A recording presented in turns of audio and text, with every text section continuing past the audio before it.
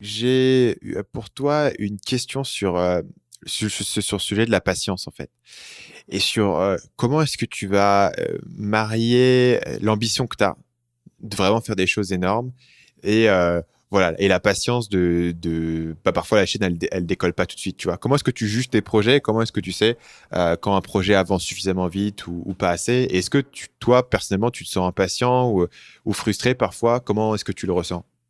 Alors, je me sentais pas impatient parce que jusqu'à maintenant, je me développais que en organique et finalement, j'avais tellement de petits projets à droite à gauche que je trouvais mes ambitions un peu partout. Donc, le fait de dissocier un peu, en tout cas, tous ces projets, ça permet d'avoir plus d'ambition et donc plus de patience aussi en même temps. Mais je t'avouerai que là, aujourd'hui, depuis que je lance des projets, j'ai envie d'avoir la même réussite que ce que j'ai actuellement. Donc, le seul moyen d'avoir ça, par exemple, pour ma chaîne américaine qui va arriver, donc là, personnel vraiment moi mis en avant, ça va être le côté investir dans la publicité pour pouvoir grandir plus rapidement.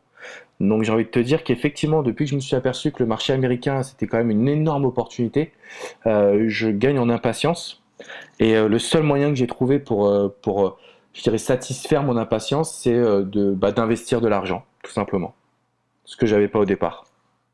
Tu t'es déjà fait une idée de la stratégie que tu veux utiliser en matière de pub YouTube pour développer ça? Ouais, bien sûr. Bien sûr, bien sûr. Donc, je travaille avec une personne qui m'accompagne là-dessus. En fait, l'objectif qu'on a, c'est de pousser des vidéos qui sont les vidéos où tu as le plus d'interaction. Donc, on imagine que j'ai fait des vidéos qui ont bien marché.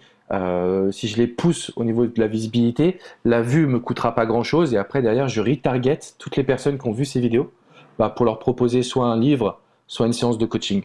Ok. Donc, l'objectif, en fait, c'est de pousser de la vidéo à un tarif qui est familier. Donc, c'est 0,01 centime la vue aux USA pour nous. Donc, autant dire que c'est que dalle.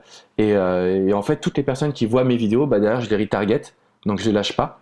Et ça nous permet d'être sur un ROI de x4 aux USA avec ma team. Donc je suppose que ça sera grosso modo la même chose pour moi aussi, quoi. Parce que du coup, cette stratégie-là, elle est déjà en place sur tes chaînes Ouais, actuelles. ouais, déjà en place sur mes chaînes actuelles. Ok. Après, quand tu démarres une chaîne, tu as peut-être des résultats un peu moins rapides, mais, euh, mais je me dis que au bout de quelques mois, je serai forcément rentable et du coup, c'est assez facile maintenant pour moi de développer un business, quoi. Salut, c'est Stan, j'espère que vous avez apprécié cet extrait du podcast Marketing Mania. Bien sûr, vous pouvez retrouver l'ensemble des épisodes du podcast, y compris les instructions sur comment vous abonner sur l'application Apple Podcast ou sur votre téléphone Android en vous rendant sur mon site à l'adresse marketingmania.fr/podcast. Je vous ai mis le lien dans la description de cette vidéo.